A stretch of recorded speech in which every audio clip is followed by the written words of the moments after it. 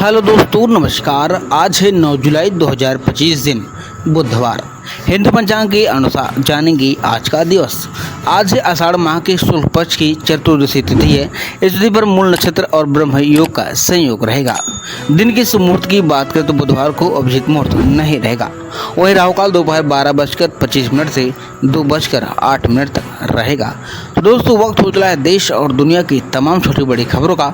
तो आइए उन छोटी बड़ी खबरों पर विस्तार से नजर डालते हैं।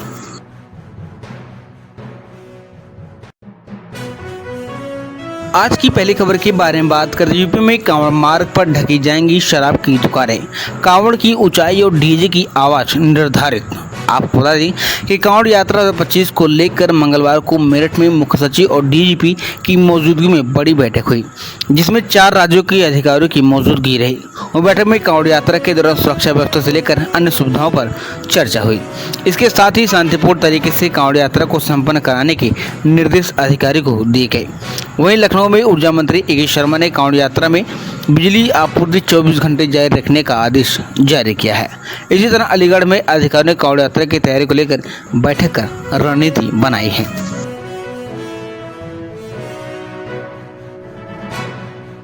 अगली खबर की बात करें तो यूपी की शिक्षा मंत्री गुलाब देवी सड़क हादसे में घायल।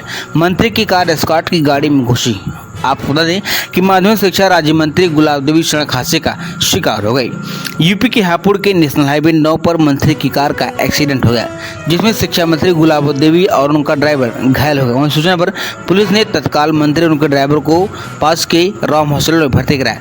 मिली जानकारी के मुताबिक उत्तर प्रदेश शिक्षा मंत्री गुलाब देवी का काफिला दिल्ली से अमरोहा की तरफ जा रहा था, जहाँ उनका काफिला पिलखुआ कोतवाली क्षेत्र के छिजारसी टोल प्लाजा के पास पहुंचा तो अचानक उनके काफिले की गाड़ियां एक के बाद आपस में टकराती चली गई, जिससे शिक्षा मंत्री गुलाब देवी और उनका ड्राइवर घायल हो गया। वहीं पुलिस को सूचना मिलते ही पुलिस महकमे में हड़कंप मच गया। मौके पर पहुंची पुलिस ने शिक्षा मंत्री सहित अन्य घायलों को हाईवे पर स्थित एक निजी अस्पताल में भर्ती कराया, जहाँ उनका उपचार चल रहा है। अब अगली खबर के बारे में बात करते हैं। यूपी में मनमाना किराया नहीं वसूल पाएंगी ऑनलाइन कैब संचालक। सरकार लागू करने जा रही बड़ा नियम। आपको बता दें कि उत्तर प्रदेश में हजारों की संख्या में कमर्शियल कैब सड़क पर दौड़ रही है, लेकिन अभी तक यूपी में एग्रीगेटर पॉलिसी लागू नहीं है। वहीं अब केंद्र सरकार की तरह उत्तर प्रदेश सरकार भी एग्रीगेटर पॉलिसी पर मंथन करने जा रही है। परिवहन विभाग के अधिकारी इस प्लान पर काम कर रहे हैं। वो लाइसेंसिंग से लेकर सिक्योरिटी मनी और रिन्यूअल का शुल्क भी क्या रखा जाए, इस पर मंथन किया जा रहा है। वहीं अब केंद्र सरकार की एग्रीगेटर पॉलिसी और 25 लागू की है। इसमें केंद्र सरकार की तरफ से राज्य सरकारों को अधिकार दिया गया है कि वह एग्रीगेटर का बेस रेट यानी। अब अगली खबर की बारे में बात करें तो दिल्ली के मजनू का टीला इलाके में युवती और छामा की मासूम की हत्या। सुरप्रिय आशिक ने दिया वारदात को अंजाम। आपको बता दें कि राजधानी दिल्ली की मजनू का टीला इलाके में दोहरे हत्याकांड की वारदात को अंजाम दिया गया है। मिली जानकारी के अनुसार 22 साल की युवती और उसकी सहेली की मासूम बेटी की घर में लाश मिली है। इस दोहरी हत्या का शक जिस युवती की हत्या हुई है उसी के पुरुष दोस्त पर जताया जा रहा है। पुलिस ने मामले की जांच पड़ताल शुरू कर दी है। वो सिविल लाइन थाना पुलिस फॉरेंसिक टीम और क्राइम टीम मौके पर मौजूद है।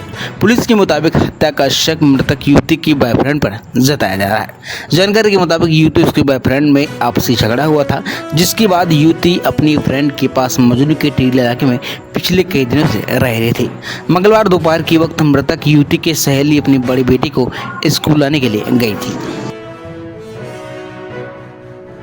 अगली खबर के बारे में बात करें तो बुधवार को भारत बंद की तैयारी। कर्मचारी करेंगे हड़ताल, बैंक में काम बंद रहेगा, परिवहन सेवाएं ठप। आपको बता दें कि 9 जुलाई 2025 को 10 केंद्रीय ट्रेड यूनियन की संयुक्त मंच की किसानों और ग्रामीण श्रमिकों के संगठनों के साथ मिलकर राष्ट्रव्यापी हड़ताल का आह्वान किया गया है।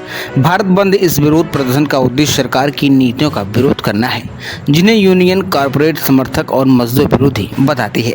आयोजकों की उम्मीद है कि औपचारिक और अनौपचारिक क्षेत्रों में 25 करोड़ से ज़्यादा मजदूर इसमें हिस्सा लेंगे, जिसमें ग्रामीण भारत से किसान और खेतिहर मजदूर भी शामिल होंगे। दोस्तों अगली बड़ी खबर के बारे में बात करें तो भारत के साथ ट्रेड डील पर आया अमेरिकी राष्ट्रपति डोनाल्ड ट्रंप का ताज़ा बयान। आपको बता दें कि अमेरिका के राष्ट्रपति डोनाल्ड ट्रंप ने कहा है कि भारत के साथ व्यापार समझौता काफ़ी करीब है। राष्ट्रपति ने कहा है कि उनके प्रशासन ने कई देशों को आयातित उत्पादों पर लगाए जाने वाले टैरिफ की जानकारी देते हुए चिट्ठी भेजना शुरू कर दिया है।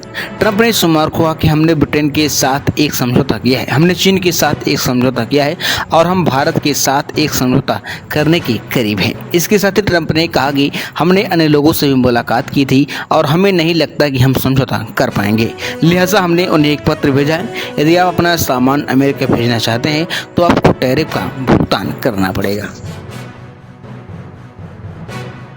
दोस्तों अगली बड़ी खबर के बारे में बात करें तो छांगुर बाबा और उसके गिरोह के खिलाफ होगी सख्त कार्रवाई, सीएम योगी आदित्यनाथ ने दी चेतावनी। आपको बता दें कि उत्तर प्रदेश पुलिस ने बीते रोज लखनऊ में धर्मांतरण के एक मामले में बड़ी कार्रवाई की है।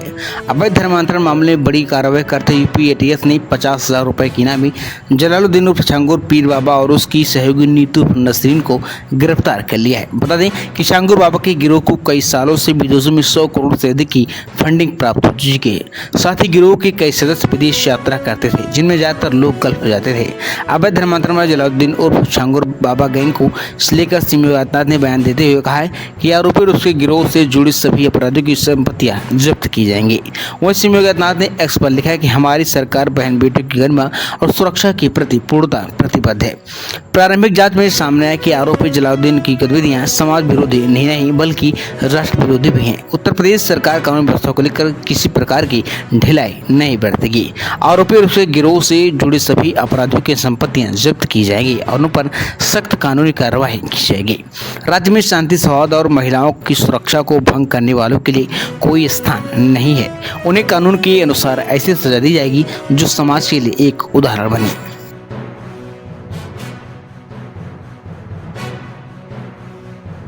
दोस्तों अगली बड़ी खबर के बारे में बात करें तो यूपी में स्कूलों की मर्जर के खिलाफ याचिका खारिज। इलाहाबाद हाईकोर्ट की लखनऊ बेंच ने योगी सरकार के फैसलों को सही ठहराया। आप बता दें कि इलाहाबाद हाईकोर्ट की लखनऊ बेंच ने उत्तर प्रदेश की 5,000 स्कूलों की मर्जर पर रोक लगाने से इनकार कर दिया है। अदालत ने यूपी सरकार के फैसले को सही ठहराते हुए 51 बच्चों की याचिका खारिज कर दी है।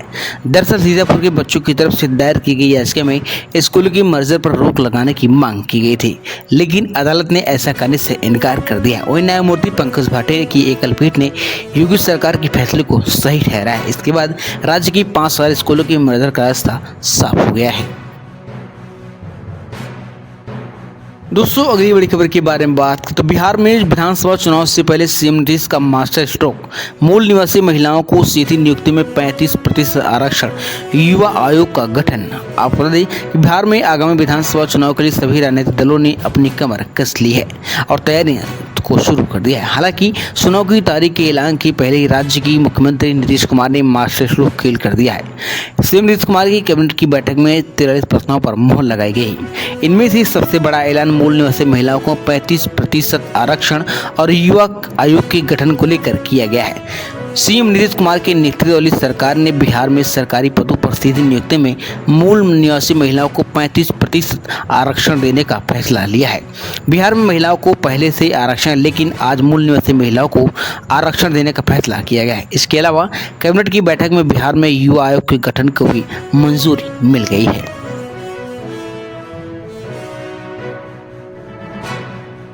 दोस्तों अगली बड़ी खबर के बारे में बात करें तो पुरानी गाड़ी को दिल्ली एनसीआर में बड़ी राहत, सीएक्यूएम ने लिया अहम फैसला। आपको बता दें कि सीएक्यूएम ने दिल्ली सरकार के अनुरोध पर पुराने वाहनों पर ईंधन प्रतिबंध को लगभग 4 महीने के लिए स्थगित कर दिया है। अब दिल्ली में भी यह अभियान 1 नवंबर 2025 से नोएडा, गाजियाबाद, फरीदाबाद, ग्रेटर नोएडा और गुरुग्राम के साथ शुरू होगा। वही सीएक्यूएम ने रेस संख्या 89 में संशोधन कर रहा है, जबकि अन्य सभी कार्यक्रम पहले से ही तरह रहेंगे। दोस्तों अगली बड़ी खबर के बारे में बात करें तो बिहार में ही नहीं पूरे देश में वोटर लिस्ट का हो पुनरीक्षण, सुप्रीम कोर्ट में नई याचिकाएं दायर। आपको बता दें कि बिहार में चल रही मतदाता सूची के गहन परीक्षण की प्रक्रिया के खिलाफ एक तरफ विपक्षी दल मुखर हैं और सुप्रीम कोर्ट में याचिका दाखिल कर प्रक्रिया पर रोक लगाने की मांग कर चुके हैं, जिस पर 10 जुलाई को सुनवाई होने की संभावना है। वहीं दूसरी ओर सुप्रीम कोर्ट में एक नई जनहित याचिका दाखिल हुई है, जिसमें पूरे देश में नियमित अंतराल में विशेषकर लोकसभा, विधानसभा और स्थानीय निकायों के चुनाव से पहले मतदाता सूची की गहन परीक्षण कराने का आदेश देने की मांग की गई है। याचिका में कहा कि इससे सिर्फ भारतीय नागरिकों को देश की रणनीति और नीति तय करना सुनिश्चित होगा। वहीं यह याचिका सुप्रीम कोर्ट के वकील अश्विनी कुमार उपाध्याय ने सुप्रीम कोर्ट में दाखिल की है। उपाध्याय ने मंगलवार को न्यायमूर्ति सुधांशु धूलिया की अध्यक्षता वाली पीठ के समक्ष याचिका का जिक्र करते हुए जल्दी सुनवाई का आग्रह किया, जिस पर कोर्ट ने कहा कि याचिका की खामियां दूर करिए, मामला सुनवाई पर लगेगा। अमेठी की पूर्व सांसद व पूर्व केंद्रीय मंत्री स्मृति ईरानी राजनीति से एक्टिंग में लिया यूटर्न। 25 साल बाद कमबैक पर बोली पार्ट टाइम एक्ट्रेस। आप बता दें कि क्योंकि सास कभी बहू थी कि 25 साल के लंबे इंतजार के बाद तुलसी के किरदार में अभिनेत्री और पूर्व बीजेपी सांसद स्मृति ईरानी एक्टिंग की दुनिया में वापसी करने के लिए तैयार हैं। इस दौरान अपने कमबैक को लेकर उन्होंने खुलकर बात की है और खुद को पार्ट टाइम एक्टर बताया है।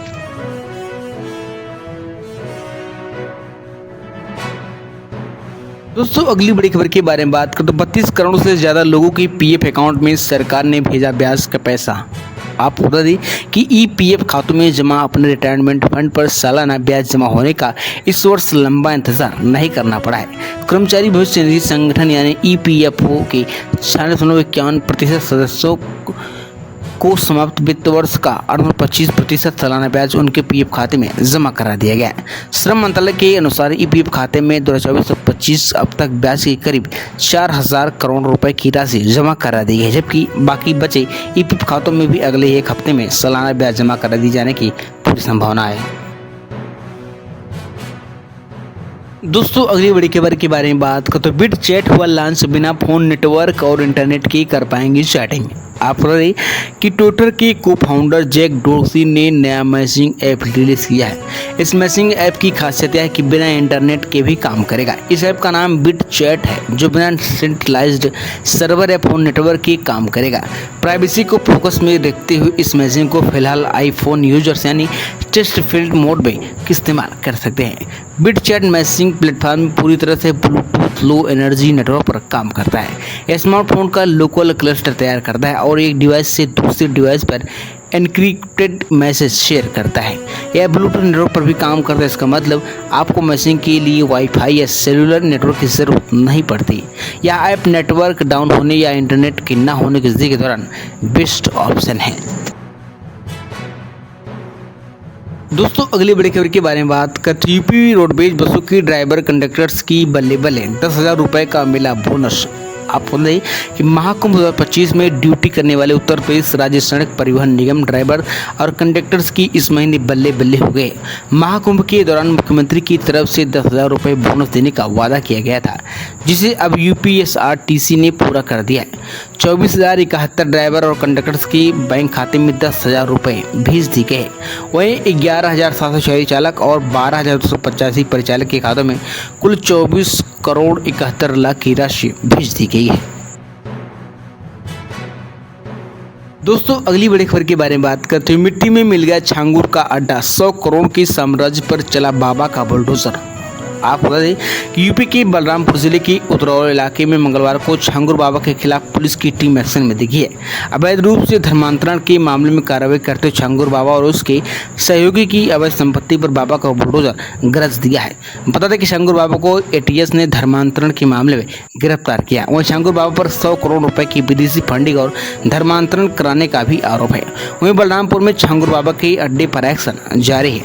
इसमें छांगुर बाबा की सहयोगी नीतू रोहरा की बिल्डिंग का भी कोशिश अवैध बताया जा रहा है, जिस पर कार्रवाई की जा रही है। प्यारे दोस्तों कुछ वीडियो पर आपकी क्या राय कमेंट कर जरूर बताएं। और दोस्तों ये सब खबरें आप कहां से देख रहे हैं कमेंट कर जरूर बताएं। धन्यवाद।